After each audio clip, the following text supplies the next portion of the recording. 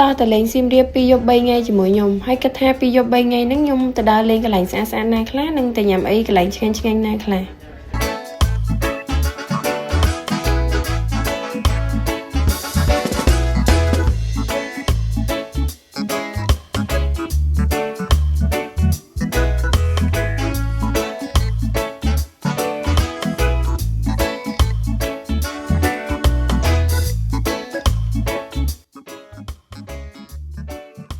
តោះឥឡូវមកចូលវីដេអូយើងវិញខ្ញុំចេញដំណើរពីកំពង់សោមទៅរៀងលឿនតិចម៉ោងប្រហែល5ព្រឹកក្មេងៗអត់ទាន់អស់ជាតិល្ងុយឯគាត់ក៏បន្តកេងតនៅលើឡានទៀតដោយសារតែតកងឡានងើបរៀងព្រឹកពេកអញ្ចឹងនៅល្ងុយក៏ដាក់កាហ្វេសិនបន្ទាប់ពីយើងជិះអស់រយៈពេលប្រហែលជាខ្ទង់10ម៉ោងឥឡូវយើងមកដល់ខេត្តសៀមរាបហើយអត់មានទៅផ្ទះរក check in check អីទេណាគឺបដោតមកសំខាន់ជាងគេគឺមកហៅមច្ឆា strawberry ហ្នឹងហ្មងឥឡូវខ្ញុំក៏បន្តដំណើរទៅប្រាសាទបាពួនដែលប្រាសាទដែលគេថាមានមច្ឆា strawberry មកដល់គ្នាថាខំជីពីណាពីណីមកឥឡូវដាច់ស្តុក strawberry បាត់នៅសល់តែមច្ឆាអូនាំគ្នាលូនតើតោះ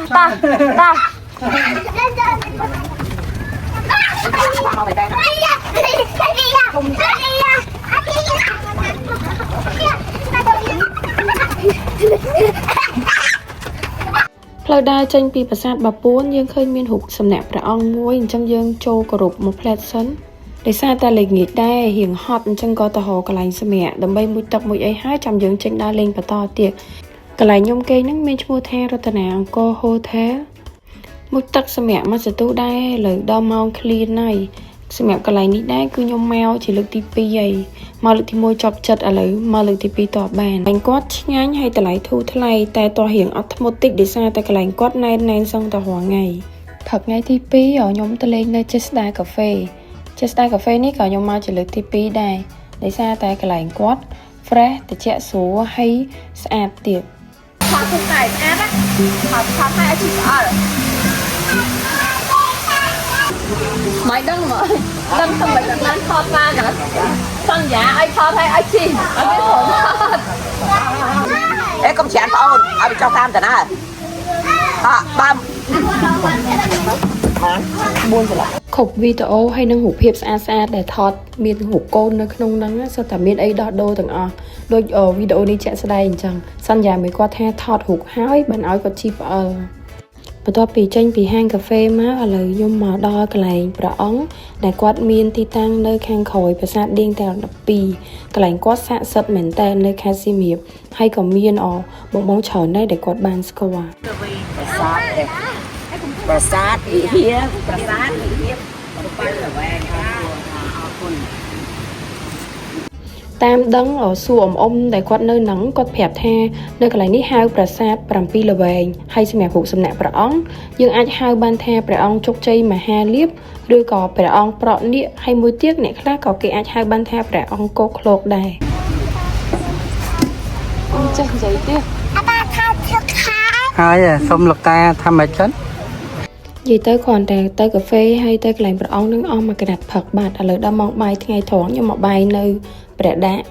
ចេញពីញ៉ាំបាយថ្ងៃហើយក៏ទៅប្រាសាទព្រះខ័នដោយសារតែប្រាសាទនេះខ្ញុំអត់ធ្លាប់ទៅវាទៅសម្រាប់ម្ដងដែរប៉ុន្តែអត់ដែរទៅលេងសោះឥឡូវចង់ស្គាល់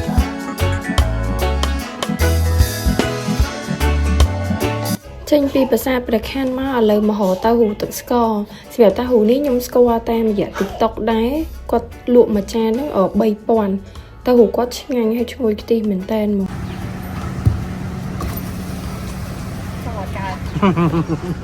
ชอบមួយនេះមកសៀមរាបជើងនេះឃើញមានផ្សារខ្មែរដែលគេទើបតែបើកថ្មីនៅក្នុងហ្នឹងមានគេលក់អីញ៉ាំហើយមានរបៀបដូចបងគាត់ជិះទូកនៅខាងកណ្ដាលហើយមានទឹកលក់ម្ហូបខ្មែរអីផ្សេងទៀតអញ្ចឹងប៉ុន្តែដែលសារខ្ញុំញ៉ាំអីឆ្អែតស្រាប់អីអញ្ចឹងក៏អត់បានញ៉ាំអីគ្រាន់តែដើរមើលគេខ្លួនឯងនៅហ្នឹងហើយមនុស្សច្រើនមែនតើលឺបងគាត់នៅនឹងថាមិនថាថ្ងៃបុណ្យទាននេះថ្ងៃសៅរ៍អាទិត្យក៏មានភ្ញៀវមកលេងច្រើនចេញពីផ្សារខ្មែរមកឥឡូវយើងក៏បន្តមក Pub Street បន្ថែមទៀតសម្រាប់ក្មេងៗនេះអូយពេញសប្បាយសាហាវ hay có bình về này và lệnh tàn tích nâng plek mơ nâng rốt trôi tự bạn họ tập miên nghĩa rồi tề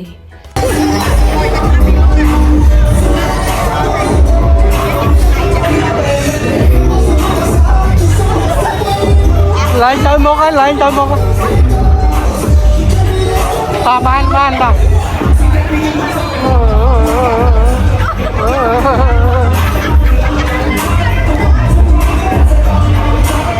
thật ngay thì bay ní ở miền ban tên na tên ngợp máu nâng mà hồ ta lành nhằm ấy đài kê là bảy tan tiktok đây là ní nhâm score tan tiktok trắng á hay ở cái lành cót nâng miên là việc top đặt đặt sen cái đi hay lụa ấy nhâm tròn việc đôi lụa ho cái lành nâng trắng hay ta lại thu mình tên đôi bánh sống hay nôm bật chọc ní bánh sống nhâm nhâm mà chan ta bay po này nôm bật chọc tam trăm đôi chia mà chan buôn pon lò cái tiếc á đau mà đau trong ní khơi miên ông đại quạt ở lụa tờ bài chắc quạt hẹp theo quạt bén nên nặng to mà hay tờ bài quạt men nhung tinh ta vi thong á chứ anh miền tên mong bao giờ bị than nôm nên nỉ ôi khoa co dài ha vi miên khục tăng bị nôm khối nôm con và em vậy tôi từ lộn ấy nó hay muối ta lại tập ram rồi thì xem video bao giờ đá comment tập năng đá chụp kia video khỏi khỏi thiệt